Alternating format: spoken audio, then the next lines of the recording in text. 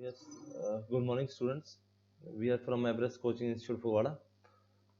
आज हम बात करेंगे कंटिन्यूएशन में conservation of plants and animals की, हमारे क्लास 8 के साइंस के रिकॉर्डिंग के लिए. वाइल्ड लाइफ सेंचुरीज, जैसा कि आप पिक्चर देख रहे हैं, वाइल्ड लाइफ सेंचुरी, आप बहुत सारे जू कोई सेंचुरी में गए होंगे जो एक क्लोज्ड हैबिटेट होता है. एनिमल्स रहते हैं, एक डीमार्केटेड एक एरिया है जो गवर्नमेंट देती है कि इस एरिया में ये प्रजाति नहीं मिलती. जैसे आप असम में जाएं, काजीरंगा नेशनल पार्क है, तो वहाँ पे एलिफेंट्स के लिए फेमस है वो.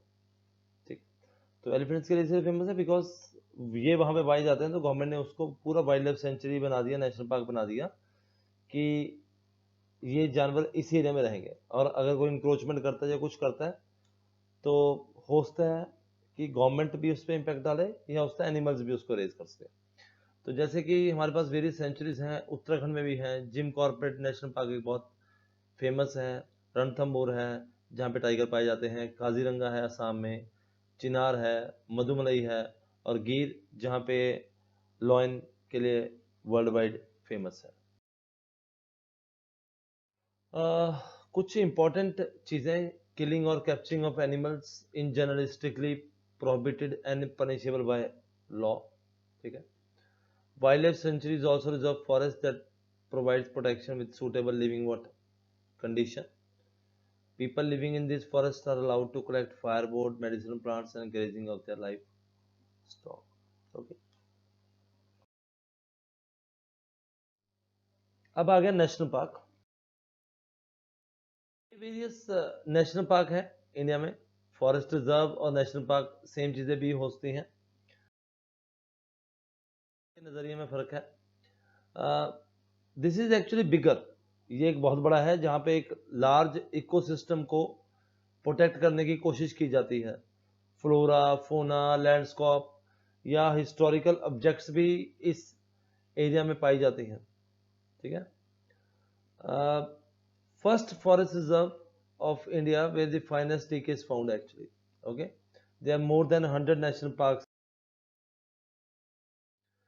अब कुछ हम प्रोजेक्ट टाइगर की भी बात करते हैं. आपने देखा होगा कई बार न्यूज़पेपर में आता है कि गवर्नमेंट बोलती है कि हमारे पास टाइगर्स का काउंट है वो बढ़ गया है. प्रोजेक्ट टाइगर का मतलब है कि ये एक एक्सटिंक्ट दुर्लभ होती प्रजाति है जो कि आने वाले समय में हमने इसको बचाना है. तो उस प्रोजेक्ट को बचाने को इन्होंने प्रोजेक्ट टाइगर का नाम दे दिया. ठीक है. जैसे लिखा हुआ है एक्सटिंक्शन एनिमल्स लाइक डायनासोर्स. तो ये एक सर्वाइवल कैंपेन चलाती है गवर्नमेंट कि इनको मारना अलाउड नहीं है. ओके. इनके काउंट कम हो गया है, तो हमने इनको प्रोजेक्ट के तहत प्रिजर्व करना है, इंश्योर करना है कि इनका काउंट बढ़े. ओके. और उसके साथ इन एरियाज में जैसे हमने नॉर्मल नेशनल पार्क्स में अलाउ किया था ग्रेजिंग, कलेक्शन ऑफ फायरवुड, इस इलाके में अलाउड नहीं है. ये पूरा एक एनक्लोजर की तरह काम करता है जहां पे अंदर जाना अलाउड नहीं है. ठीक है. They are safe so that they do not become extinct. ठीक है. We kill snakes, frogs, bats and owls restlessly without realizing their important chain in entire food web. हम कोई भी एनिमल को मार देते हैं, पर what is it role of that. मान लीजिए हमने एक फ्रॉग को मारा, एक गाड़ी के नीचे आ गया, तो frog will be eaten by snake and snake will be eaten by somebody else. तो अगर आपने फ्रॉग बीच में से गायब कर दिया तो स्नेक किसके ऊपर जाएगा? तो वो अपने सर्वाइवल के लिए जहाँ पे ह्यूमन बींग्स रहते हैं वहीं आएगा. तो हम अगर इकोसिस्टम एक चीज डिस्टर्ब करते हैं तो दूसरा इकोसिस्टम भी अपने आप डिस्टर्ब हो जाता है. ठीक. तो क्लाइमेट, ये सारी चीजें बहुत इंपॉर्टेंट है, लिविंग और non living, for the prevention of entire biosphere, national park और इकोसिस्टम, या कोई भी ऐसी दुर्लभ प्रजाति जो धरती से खत्म हो रही है. Important concept migration. माइग्रेशन का सबसे बेस्ट पॉइंट है कि आप कई बार देखते होंगे कि साइबेरियन बर्ड्स आए हैं. कुछ बर्ड्स आपको सर्दी में दिखते हैं, कुछ गर्मी में नहीं दिखते, कुछ गर्मी में दिखते हैं, सर्दी में नहीं दिखते, या कुछ अलग अलग एटमॉस्फेयर में दिखते हैं। ये क्या है? Migration. Birds normally with the birds from one place to what another। Normally क्या है, ये क्यों है? ये इसलिए है क्योंकि उस दूसरी जगह में क्लाइमेट कंडीशंस और ज्यादा एक्सटिंक्ट डिफिकल्ट हो गए होंगे सर्वाइव करने के लिए, ठीक है? तो वो इस तरफ आकर दे come and may be they lay eggs and they children grows up and then they move back. तो कुछ माइग्रेटरी बर्ड्स 6 महीने इधर रहते हैं और 6 महीने उधर। ये एक बहुत इंपॉर्टेंट कंसेप्ट है सस्टेनेबिलिटी के लिए, रिसाइकलिंग ऑफ वाटर।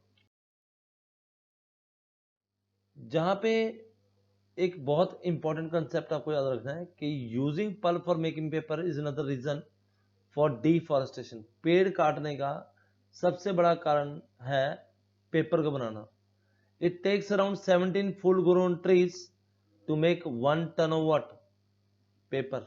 तो पेपर हमें बचाना चाहिए। And paper can be recycled only 5 to 7 times of for use। अब टेक्नोलॉजी आ गई है where we can have different kinds of paper।